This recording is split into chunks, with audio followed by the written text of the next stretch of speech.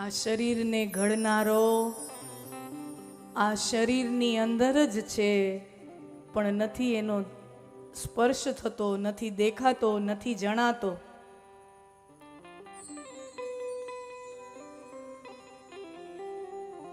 અમે નાના હતા ને ત્યારે ઘરની બાજુમાં સ્વાધ્યાય પરિવારની પ્રાર્થના ને એવું બધું થતું.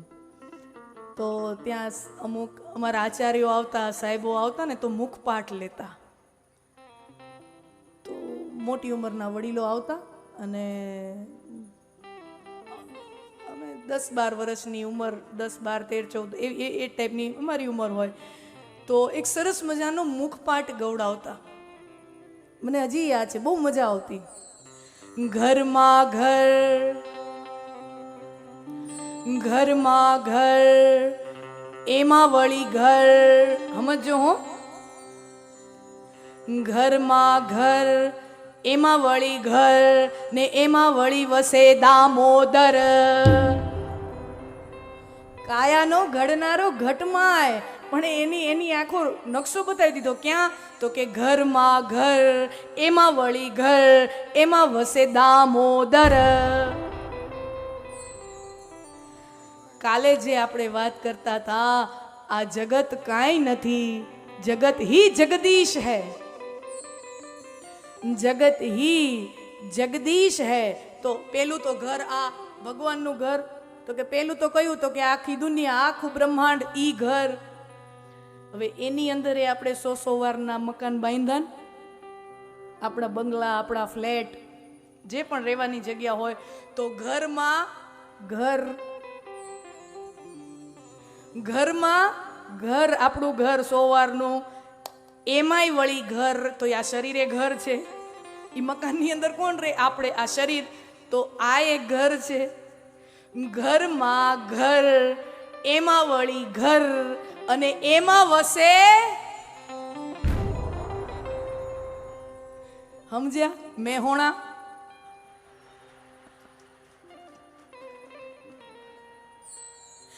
ઘરમાં ઘર, એમાં વળી ઘર, એમાં વસે દામોદર. કાયાનો ઘડનારો ઘટમાય, ઈ છે પણ દેખાતો નથી. પરીક્ષિત રાજાને સુખદેવજી મહારાજ કહે છે, રાજન, मृत्यु शरीर का है, उसमें बसता चैतन्य अमर है. तक्षक ना गावशे, ઈ તો તારા શરીરને કરડશે. દેવજી મહારાજ પરીક્ષિત રાજાને આપી રહ્યા છે. આગળની કથામાં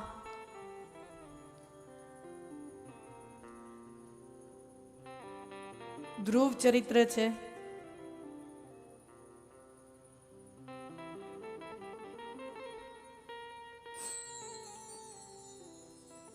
ચોથા સ્કંદમાં ધ્રુવ ચરિત્રની કથા છે. 5મા સ્કંદમાં પ્રિયવ્રત રાજા, એની કથા છે. મને એમ થાય આમાં હું કરું શું ને મૂકું શું, કારણ કે 18,000 શ્લોકો છે.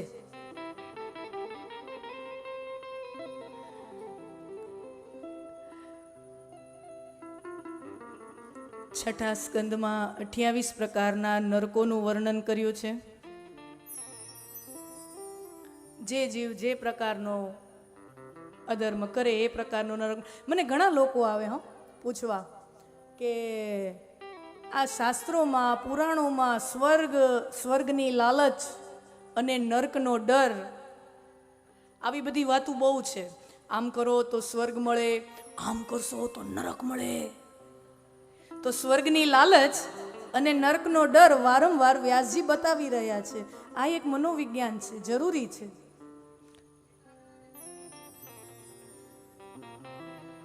હવે થાય છે એવું, હવે જમાનો બદલ્યો, સમય બદલ્યો. અહીંયા જેટલા વડીલો બેઠા છે ને, એ પોતે જ્યારે નાના હશે ને ત્યારે બહુ ધર્મમાં, આસ્થામાં એટલી રુચિ નહીં હોય. કારણ કે બાળપણ અને યુવાનીનો સમય આજના યુવાનોને છે એવું નથી. તમે યુવાન પોતે હશો ને ત્યારે તમને પોતને અનુભવ હશે. એ તો શું છે, પછી હાઈઠે હાન આવે.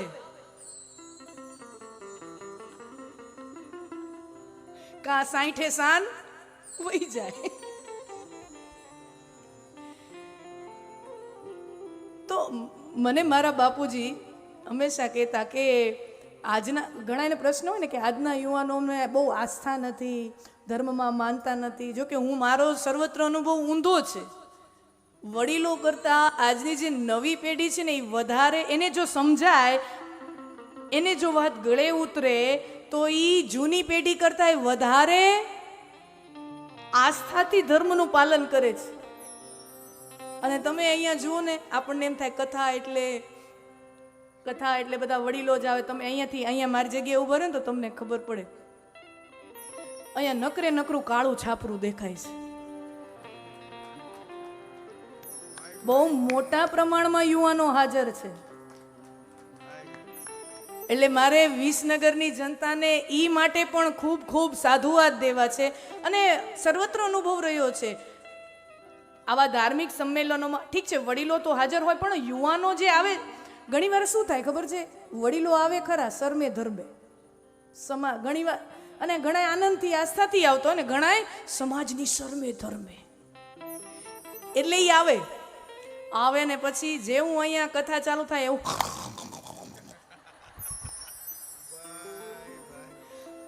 તમે ન સમજતા હોય. મને છે ને અહીંયા એક ખૂણે ખબર કોણ ઝોલા ખાય. આ તો અમે કહેતા ન હોય, બાકી અમને ખબર બધી હોય. અહીંયા દેખાય બધું ખબર હોય કોણ ઝોલા ખાય છે. આમ તો જો કે અવાજ જ એવો છે કે તમને ઝોલા ખાવા ન મળે. જરાક તમને ઝોલું આવે તો હું આમ ત્રાટકું આમ. પણ તમે જોજો, વડીલો ઘણી વખત આવે આવા ધાર્મિક સંમેલનોમાં, આમાં ઘણીવાર એને આસ્થાથી આવતો હોય, શ્રદ્ધાથી, એનો આનંદથી આવતો હોય. પણ ઘણીવાર તમે એવું જોવા મળે, ન આવવું હોય ને તો શરમે ધર્મે સમાજના આ બધાય છે તો પછી આપણે કેવું લાગે, તો હાજરી પુરાવવા એ પહોંચી જાય. હવે હાજરી પુરાવવાના જે ભાવે આવ્યા હોય ને એ તો પછી ઝોલું જ ખાતા હોય ને. પણ તમે આવા સંમેલનની અંદર યુવાનો છે ને, એને એક તો સમય ઓછો એટલે આવીને, એને એવું નથી કે એને નથી આવવું. ઘણી વખત એને આવવું, એને સમય ના હોય. અને માનો કે એ સમય કાઢીને જો એ આવ્યો, યુવક કે યુવતી જો એ સમય કાઢીને કોઈ જગ્યાએ જાય તો પછી એની એનર્જીની 100% ત્યાં ઇન્વેસ્ટ કરે. એ કોઈ દી ઝોલાન ખાતો તમને જોવા ન મળે. એ આવે તો સાંભળે, રસ દઈને સાંભળે. वो आए या तो ना आए क्योंकि समय नहीं है या इच्छा नहीं है, पर अगर वो आया है तो वो सुनेगा. और अगर उसको बात जच गई, अगर उसको बात सही लग गई, તો જે જૂની પેઢી આપણી હતી ને એના કરતાં આ નવી પેઢી વધારે આસ્થાથી, સમજણથી ધર્મનું વાહન કરે છે. આવો અનુભવ રહ્યો છે. મારા બાપુજી મને હંમેશા કહેતા, આ બધો પ્રશ્ન સમાજનો હંમેશા હોય ને કે યુવાનો ધર્મમાં હવે ઓછું થતું જાય છે ને દૂર થતા જાય છે ને આમ થાય. મારા બાપુજી કહેતા કે એવું નથી કે આજના જ યુવાનોની આ સમસ્યા છે. મારા બાપુજી કહેતા કે અમે જ્યારે જુવાન હતા ને, 17-18 વર્ષના ને 20-25 વર્ષના, ત્યારે કે 15 વર્ષના ને, ત્યારે અમે અમારા મિત્રો હોય, અમારું એ બધા હોય તો અમે બધા એમ કહેતા કે કોઈ એમ કે મંદિરે જવું છે. હવે 10-15 વર્ષનો બાળક હોય કે 15 થી લઈને 20 વર્ષનો કોઈ પણ કિશોર હોય, એને કહો કે મંદિરે જવું છે ગામમાં, તો કે ના, પછી તો કે એનો મંદિરે નહીં જાઉં તો પાપ લાગશે, પાપ. મંદિરે નહીં જાઓ તો પાપ લાગશે, મંદિરે નહીં જાઓ તો નરકમાં જવું પડશે.